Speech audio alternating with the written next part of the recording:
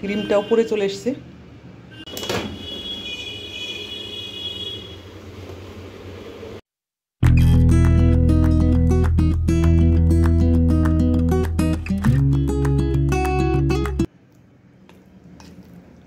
নমস্কার বন্ধুরা, welcome back to my channel. সকাল সকাল চলে এসেছি কিচেনে। সকাল এখন 9টা বাজে। এখন থেকে আমি আমার ব্লগটা শুরু করছি। বানাবো হচ্ছে গিয়ে ঘি, মাইক্রো ওভেনে বানাবো। মিক্সিতে একটু ঘুরিয়ে নিয়েছি, এবার এই বোলটার মধ্যে আর একটু ফেটিয়ে দিয়ে দেবো মাইক্রো ওভেনে।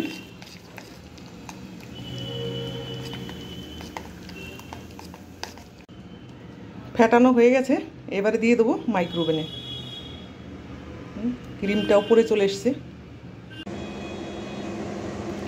20 মিনিটের জন্য দিয়ে দিলাম মাইক্রো ওভেনে। ঘিটা হতে থাক।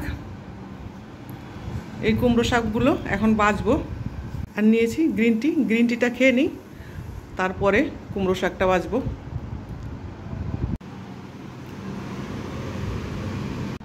সেই সঙ্গে আছে ব্রিটানিয়া বিস্কুট।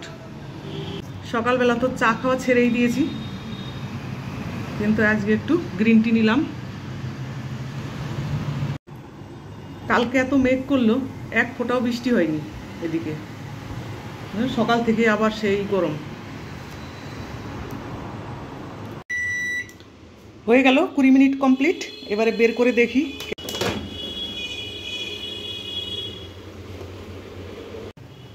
এই দেখো, হয়ে গেল ঘি।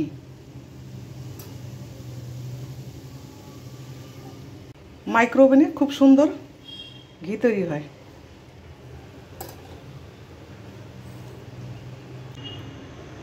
আমার ঘরে কেউ দুধের সর খেতে পছন্দ করে না, সেই জন্য সরটা দিয়ে ঘি তৈরি করি।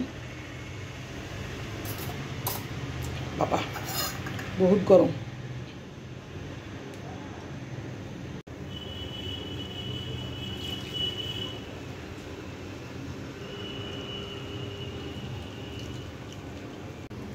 অনেকটা ঘি তৈরি হয়েছে।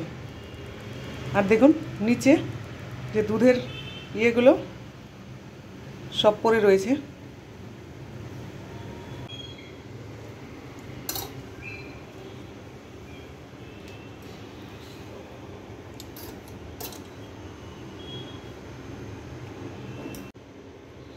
এক বুন্দও নষ্ট করা যাবে না, রিয়েল ঘি।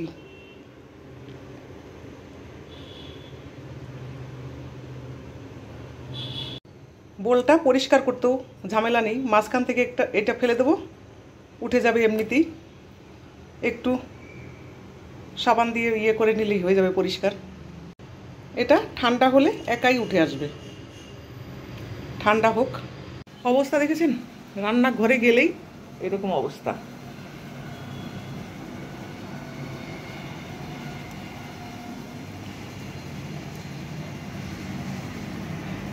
যাই, এবারে শাকগুলো বাছতে হবে। শাক বাছা বাদ দিয়ে আবার চলে আসলাম কিচেনে। হয়ে গেল ঘিটা বানানো। যাই এবারে শাক। এই দিকটায় কাঁচা হয়ে গেছে জামা প্যান্ট। ওয়াশিং মেশিনে জামা কাপড় কাচার পরে এত পেঁচিয়ে থাকে না, এগুলো ছাড়াতেই হাত ব্যথা হয়ে যায়। কতগুলো মেলে দিলাম, আর এই কটা মেলতে বাকি রয়েছে। হাত ব্যথা হয়ে গেছে, একটু দাঁড়িয়ে নিচ্ছি। রান্না বসিয়ে দিয়ে এসছি। এদিকে জামা কাপড়গুলো ধুয়ে মেলা হয়ে গেল। মেয়েদের দেখবেন এক কাজ নিয়ে বসে থাকলে আর হবে না।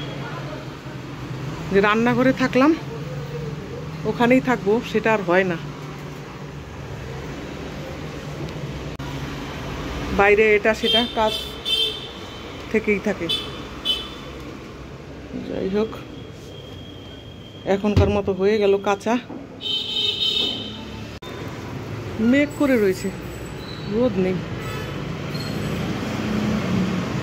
আমার এই গাছটা কত সুন্দর হয়েছে দেখতে। একজনের বাড়ি থেকে 2টো চারা নিয়ে এসেছিলাম, সেখান থেকে অনেক বড় হয়ে গেছে। ডালের বড়ি দিয়ে বানিয়েছি কুমড়ো শাক। মটর পনিরটা রান্না করলে আজকে রান্না হয়ে যাবে। ফ্রোজেন মটরশুঁটি ভালোভাবে একটু ধুয়ে নেব।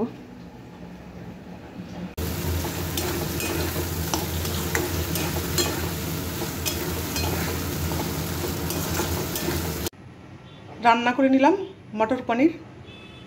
আজকে রান্না করেছি মটর পনির। এখানে আছে পেঁপে দিয়ে মুগ ডাল, কুমড়ো শাক, করলা ভাজা আর হচ্ছে গুড় দিয়ে আমের চাটনি। আজকে যেহেতু শনিবার, নিরামিষ খাবার। আমার আজকের মেনু নিরামিষ মেনু। সকাল থেকে ছিল প্রচণ্ড রোদ আর গরম, এখন মস্ত ওয়েদার হয়ে গেছে।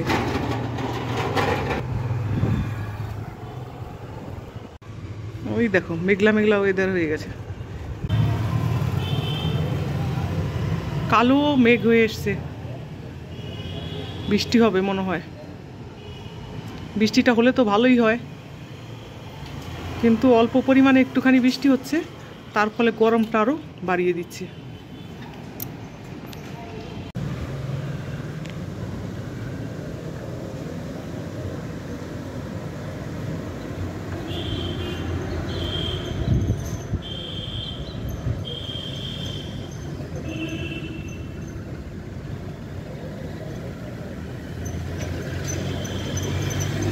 পাখিগুলো কি সুন্দর উড়ে উড়ে বেড়াচ্ছে।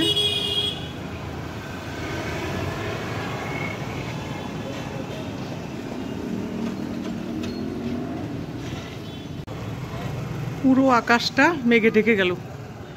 বৃষ্টি হলে তো অনেকই ভালো। দেখা যাক কেমন বৃষ্টি হয়। দুপুরের খাওয়া দাওয়া তো অনেকক্ষণ আগেই হয়ে গেছে।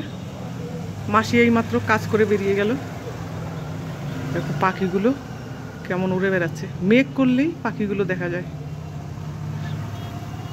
কত ভালো লাগছে না দেখতে।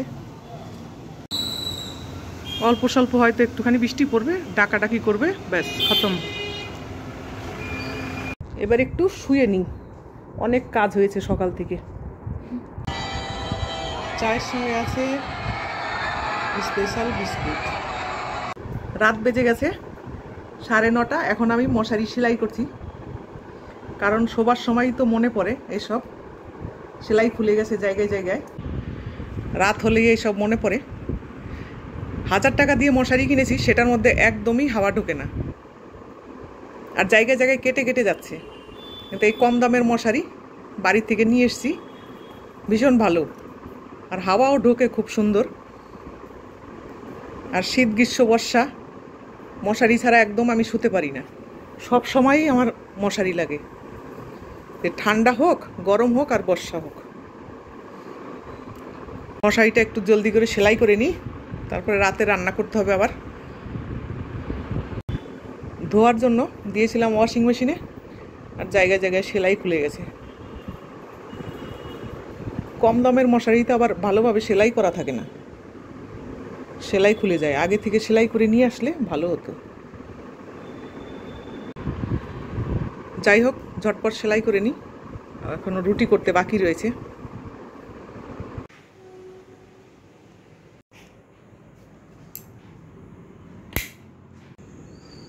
রাতের খাওয়া দাওয়া সেরে গা হাত পা ধুয়ে চলে আসলাম। দেখুন এত মেঘ করেছিল, এক বুন্দো বৃষ্টি পড়েনি। যেমন শুকনো রাস্তা তেমন শুকনোই আছে। কুকুরগুলো দেখুন এক জায়গায় গোল হয়ে শুয়ে রয়েছে। ভাবলাম একটু বৃষ্টি হবে, খুশিতে ছিলাম, কিন্তু এক বুন্দো বৃষ্টি পড়লো না। কি আর বলি আপনাদের। যাই হোক, অনেক রাত হয়ে গেছে, ব্লগটা আর বাড়াবো না। আমার আজকে ব্লগটা আপনাদের কেমন লাগলো অবশ্যই জানাবেন। ভালো লাগলে একটা লাইক করবেন, কমেন্ট করবেন, আর আমার চ্যানেলের সঙ্গে থাকবেন। Thank you, good night.